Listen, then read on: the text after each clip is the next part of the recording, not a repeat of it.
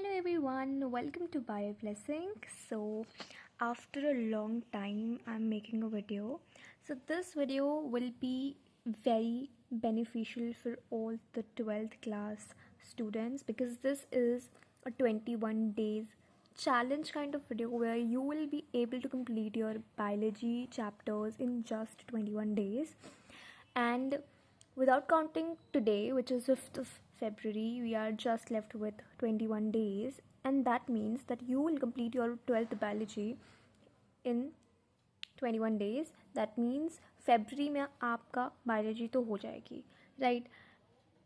Okay, so this video will focus on the NEET students more, but if you are preparing for board तो आप थोड़ा जल्दी करना क्योंकि आपके boards I think I don't know कब से स्टार्ट है but they might be starting soon. So आप उस हिसाब से करना. सो आपका टारगेट होना चाहिए कि बोर्ड्स में भी have to score more than 98.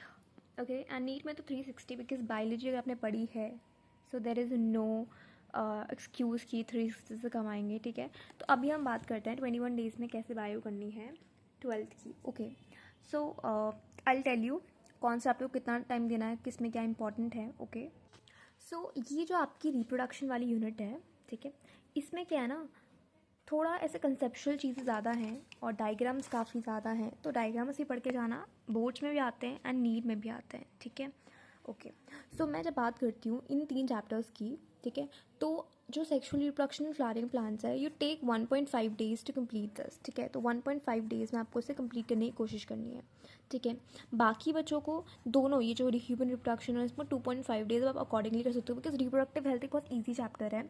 I understand उसमें जो लास्ट में जो IVF उनके बारे में बताया गया है वो थोड़ा सा लाइक डिफ़िकल्ट है to learn, but if you will tell me comment down, I'll teach you it in the most like the easiest way possible because मैंने भी वैसे याद किया था. so tell me comment down. okay, and यहाँ पर you can see तो आपको टोटल कितने दिन लग रहे हैं. यहाँ पर आपको लग रहा है 4 days. ठीक है, 2.5 and 1.5 फिर दिस चैप्टर सेक्सुअल रिप्रोडक्शन से क्वेश्चंस आते हैं. इंपॉर्टेंट चैप्टर है. ठीक है, टेपिटम क्या होता है, मतलब इट्स लाइक छोटी छोटी चीज़ें हैं ना इसमें बहुत सारी, वो इंपॉर्टेंट है. तो kindly focus on that. Okay, then comes the genetics वाला पार्ट विच इज़, इस वाले पार्ट में तो बच्चों को बहुत ज़्यादा प्रॉब्लम होती है. So take 3 days for the Mendel वाला, जहाँ पर आपको DNA के हाइब्रिड वाला, जब पता ना आपको dihybrid cross, monohybrid cross ही बनाने आने चाहिए, हर सबकी डिस्कवरी पता होनी चाहिए.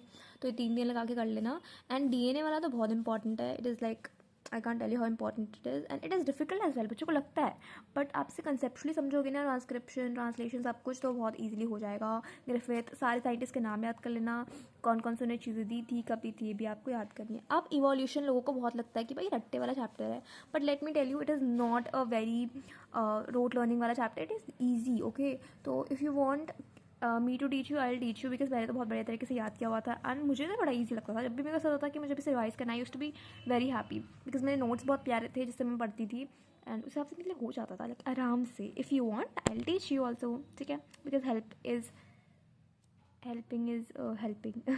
I mean helping is what I like I'm surviving for.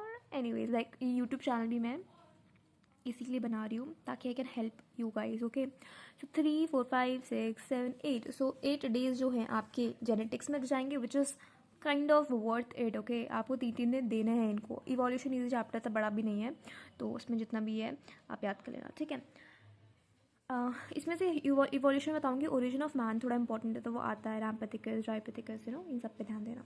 Then human health बहुत ईजी चैप्टर है, इसके लिए आप 2 दिन लगा दीजिए. Microbes, so it is a very short and a crisp chapter, तो उसमें आपको टोटल 1 दिन लगेगा एंड 3 दिन आपके इसमें हो जाएंगे.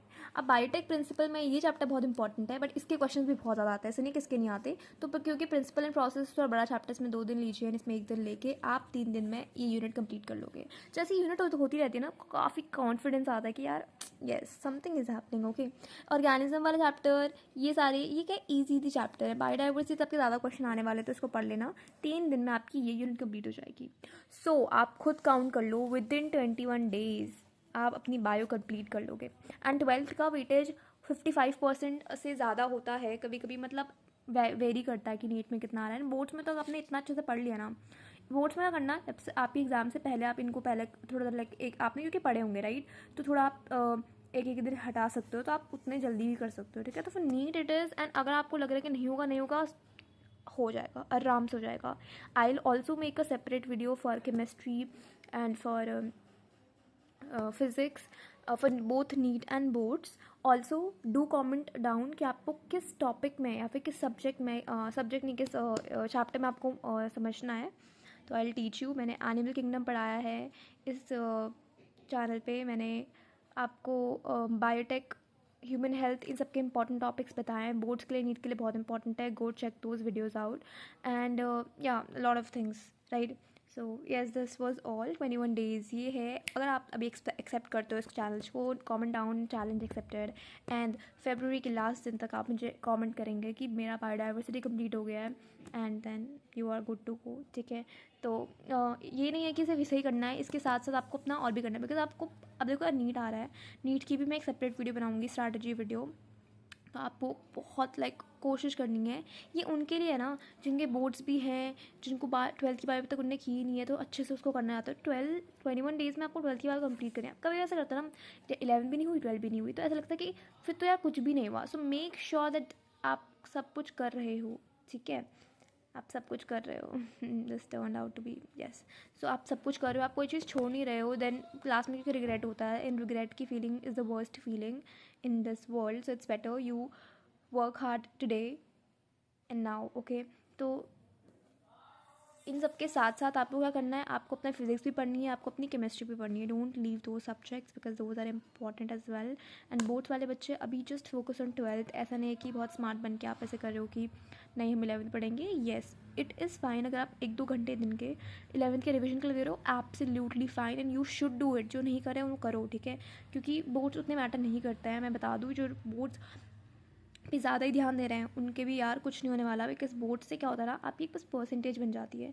बट ट्रस्ट मी, हमारे बोर्ड्स पे मार्क्स आए थे, there was no one who could help us with those marks. Man आप 99% भी ले आओ, 95 भी ले आओ, वो सिर्फ आपके पास ही रहेगी कि येस हाँ, मतलब कुछ कुछ जगहों पे काम आती है। येस यू आगे आप देखोगे कि आपके 10th-12th के परसेंट थोड़ा थोड़ा मांग लेते हैं। ऐसा नहीं कि बिल्कुल भी नेगलेक्ट करना है, बट ज़्यादा ही उस पर ध्यान देना, क्योंकि उससे आपको कोई कॉलेज नहीं मिलने वाला है। एट दी एंड नीट से आपको कॉलेज मिलने वाला है। अगर आपको BSc करनी है, ठीक है, तो उसमें आपको CUT से कॉलेज मिलने वाला है। तो CUT की प्रिपरेशन, नीट की प्रिपरेशन, बोर्ड की प्रिपरेशन सब साथ में करो, एक बार अच्छे से पढ़ो ताकि हर बार के लिए काम आ जाए। For more such informative videos follow bio blessing. And yeah, I'll see you in the next video where I'll tell you the strategy for NEET 2025. Bye.